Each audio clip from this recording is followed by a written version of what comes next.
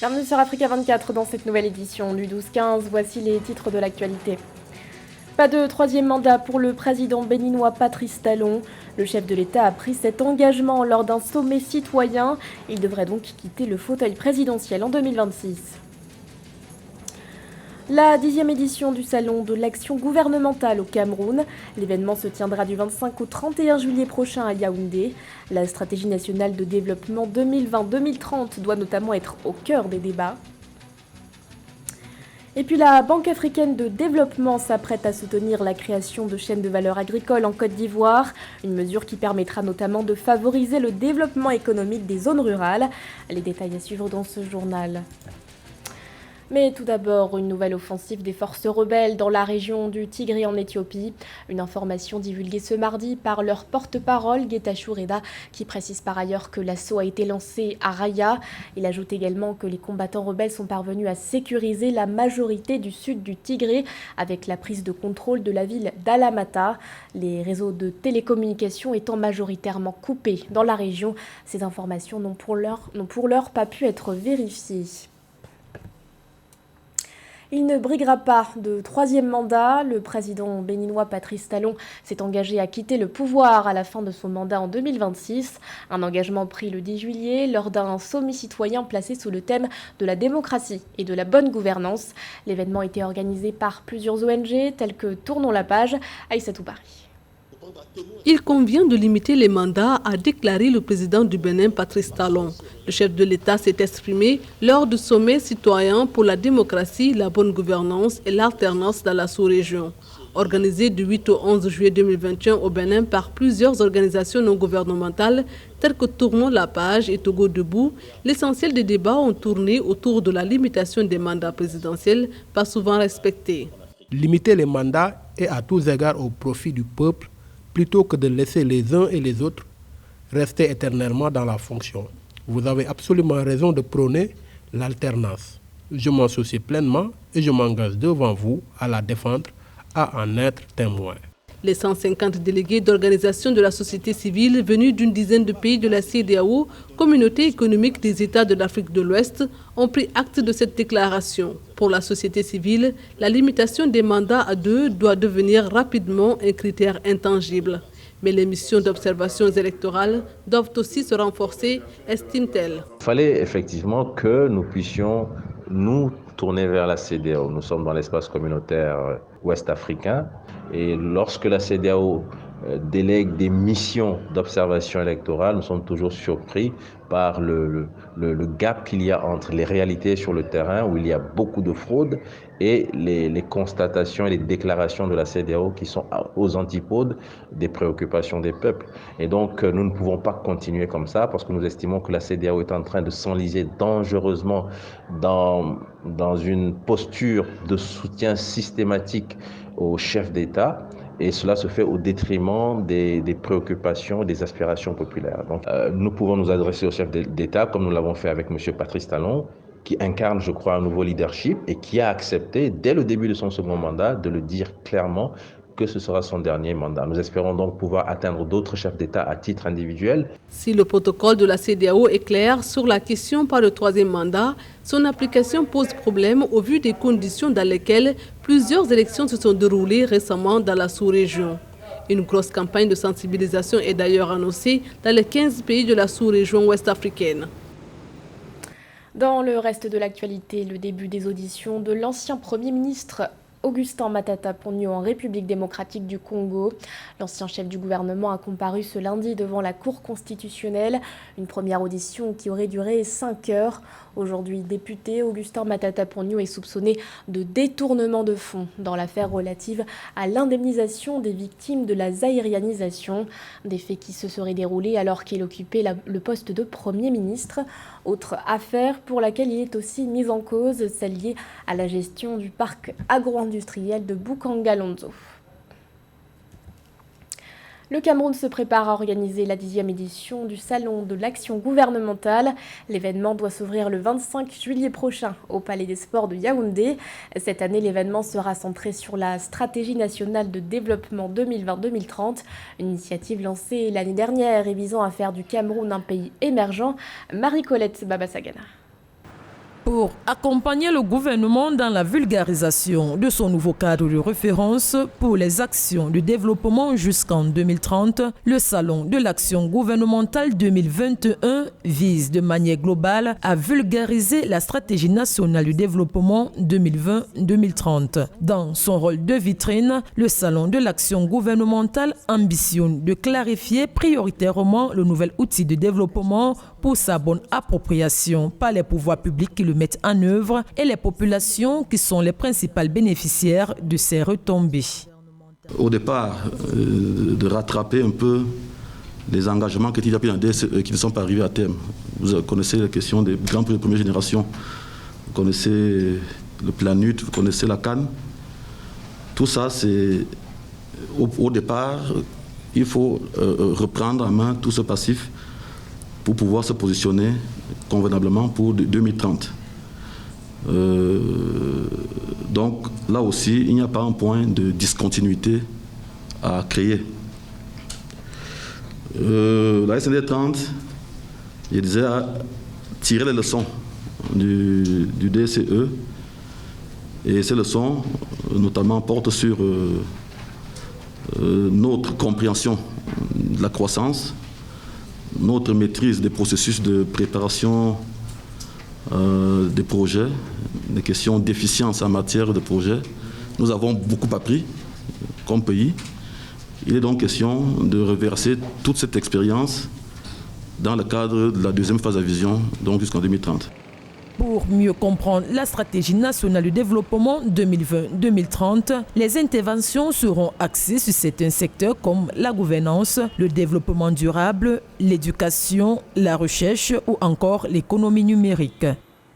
L'occasion nous sera donnée pendant le SAGO et nous serons donc là pour donner tous les détails, dire aux uns aux autres comment ils doivent être impliqués parce que chacun doit jouer sa partition. Ce n'est pas seulement une question des administrations, le secteur privé, tous les acteurs ont un rôle à jouer. Il y a la nécessité d'un véritable changement de paradigme et d'état d'esprit pour qu'ensemble, on voit venir cette émergence. Pour accompagner le gouvernement dans la vulgarisation du nouveau cadre de référence pour les actions de développement au cours des prochaines années, la 10e édition du Salon de l'action gouvernementale prévue du 25 au 31 juillet au Palais des Sports de Yaoundé portera sur le thème du document de stratégie pour la croissance et l'emploi à la stratégie nationale du développement 2020-2030. Quelle perspective pour le Cameroun? La Banque africaine de développement continue de soutenir le développement économique de la Côte d'Ivoire. L'institution va accompagner l'État dans la création de chaînes de valeur agricole pour la banane, le café ou encore le cacao.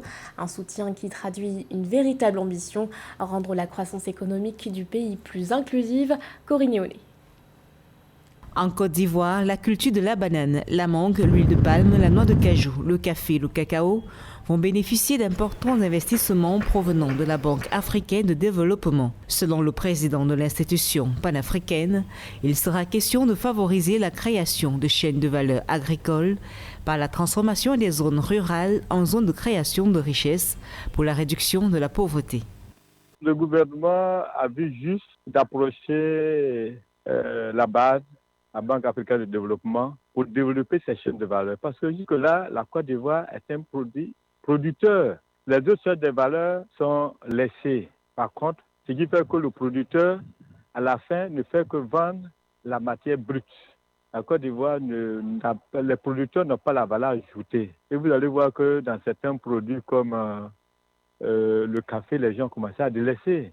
L'agriculture en Côte d'Ivoire constitue 50% de l'économie du pays. Le pays se positionne en effet comme leader mondial du cacao, de la noix de cajou, mais aussi de l'EVA. Cependant, malgré son important potentiel, l'agriculture ivoirienne est encore extensive, avec des techniques et matériels agricoles rudimentaires, archaïques et d'importants soucis de financement pour les petits producteurs.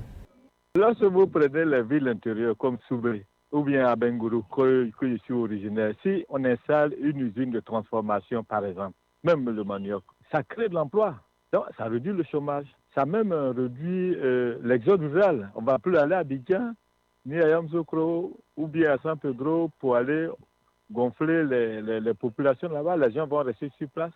Depuis 2015, la Banque africaine de développement a multiplié par 4 ses investissements en Côte d'Ivoire pour porter son portefeuille à 2,7 milliards de dollars. L'institution bancaire panafricaine est résolument engagée dans la transformation de l'activité agricole sur le continent avec sa stratégie Nourrir l'Afrique 2016-2025 qui porte un intérêt tout particulier au développement des chaînes de valeur agricoles pour l'essor d'un secteur agroalimentaire compétitif et inclusif qui crée de la richesse, améliore les conditions de vie et préserve l'environnement.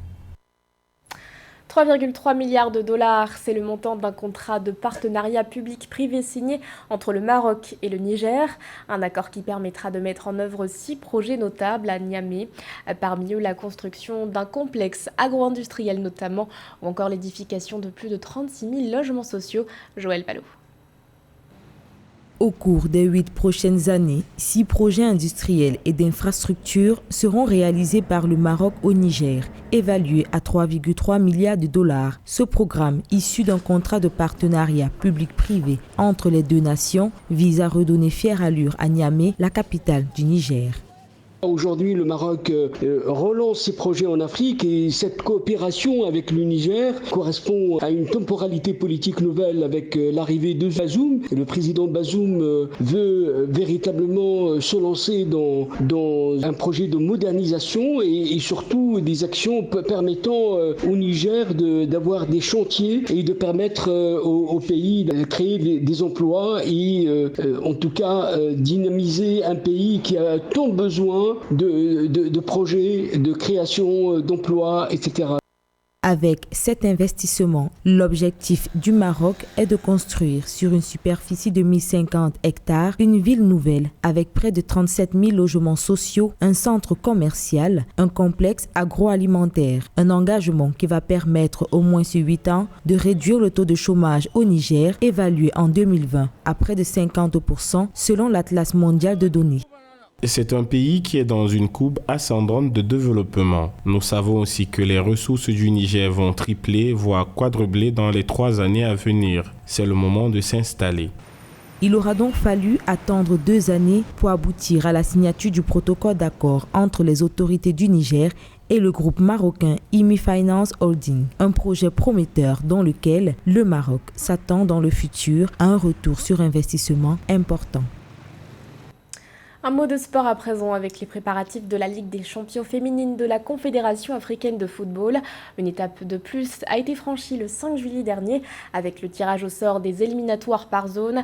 À noter que la compétition se déroulera cette année en Égypte. On fait le point avec José Douglas.